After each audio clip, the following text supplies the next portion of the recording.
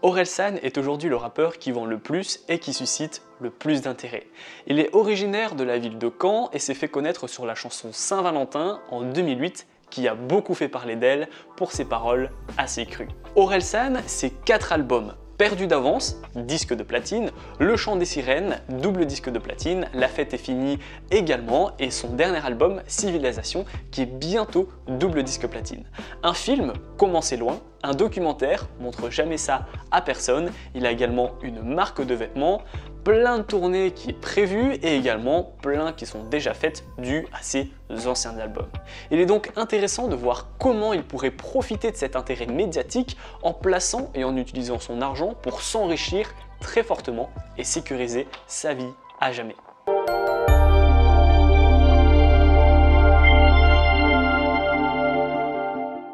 Orelsan est le rappeur de cette année car il a explosé le record de vente de disques. 138 929 ventes se sont écoulées en une semaine contre les 113 000 ventes des rappeurs PNL. Le rappeur aurait pu s'arrêter là et profiter de son argent comme le font les footballeurs ou autres stars qui ne se soucient pas de leur avenir. Mais pour le coup, il a décidé d'aller beaucoup plus loin. Cette année, il a été très intelligent et ce qu'il est en train de mettre en place peut lui permettre de devenir l'un des rappeurs les plus riches du rap français.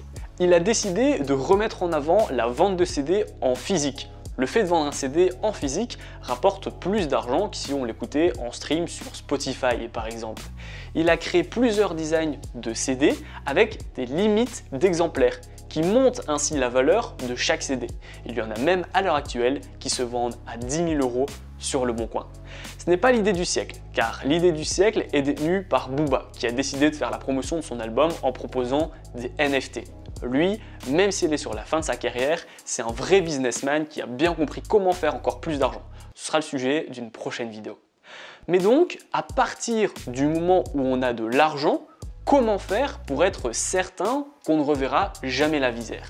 Comment sécuriser sa vie, la vie de ses proches et la vie de ses futurs enfants? Mais surtout, comment s'enrichir de jour en jour en profitant d'un effet boule de neige? Vous savez, beaucoup de stars, que ce soit des footballeurs, des acteurs, des humoristes ou des animateurs, ont gagné beaucoup d'argent, souvent des millions d'euros, et pourtant ils se sont retrouvés sans rien au fur et à mesure que le temps passait. On pourrait penser qu'à partir du moment où on a gagné des millions d'euros, on ne risque plus rien. Mais c'est pas vrai et c'est une grave erreur de réagir comme ça. Des footballeurs et acteurs l'ont déjà expliqué, mais lorsqu'on gagne beaucoup d'argent, on est tenté de dépenser également beaucoup d'argent. Et on rentre dans un train de vie qui est très élevé.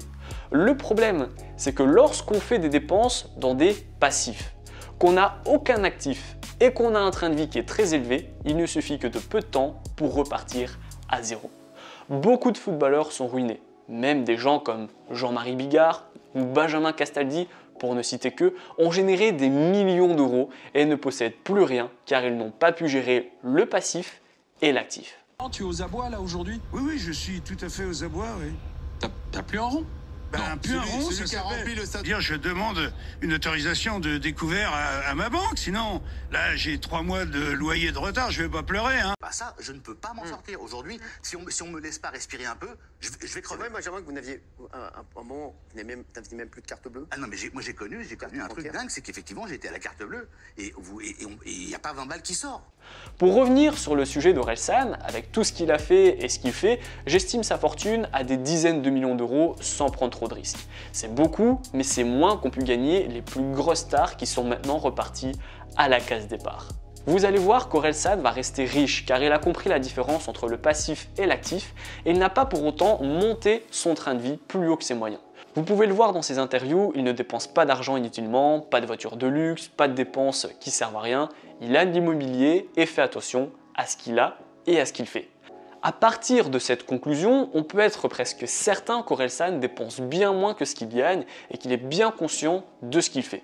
Donc maintenant, on sait clairement qu'Orelsan fait attention et que s'il continue comme ça, il restera riche. Maintenant, comment il pourrait mettre la barre encore plus haute en devenant la personne la plus riche de tout le rap français? La réponse, elle est relativement simple. Il suffit qu'il investisse notamment en bourse, en crypto-monnaie et qu'il profite des intérêts cumulés. Il pourrait aussi investir en crypto car il fait partie des personnes qui sont bien conscientes qu'ils ne seront pas milliardaires grâce à la crypto-monnaie. Orelsan, c'est le type de personne qui va investir en se disant que c'est un levier supplémentaire de diversification et non pas une opportunité pour lui devenir la personne la plus riche du monde. Il pourrait donc investir en bourse et en crypto, sachant qu'il est déjà dans l'immobilier. Mais là, il va pouvoir aller très loin et très rapidement, c'est qu'il va profiter des intérêts cumulés et le temps sera en sa faveur.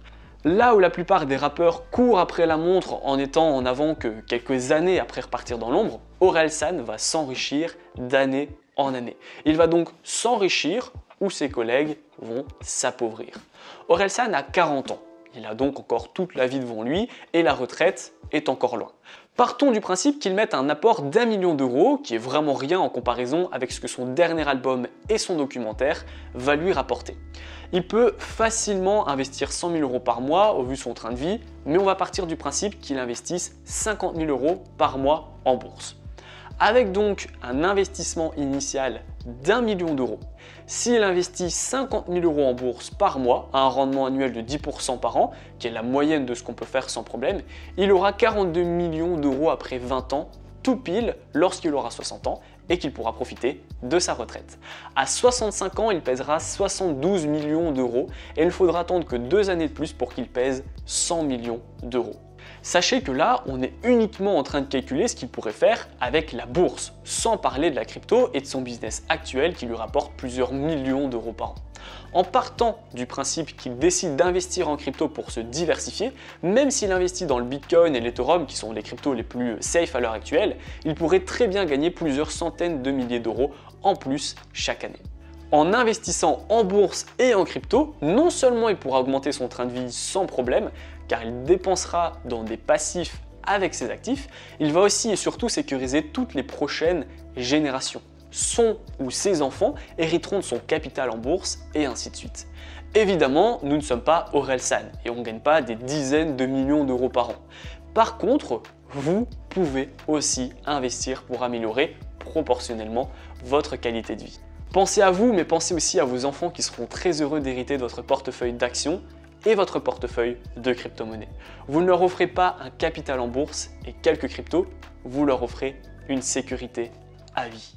Merci d'avoir regardé cette vidéo et ce nouveau concept, j'espère qu'il vous a plu. Si c'est le cas, n'hésitez pas à me le dire en commentaire pour que je puisse faire ce genre de vidéo une fois par semaine.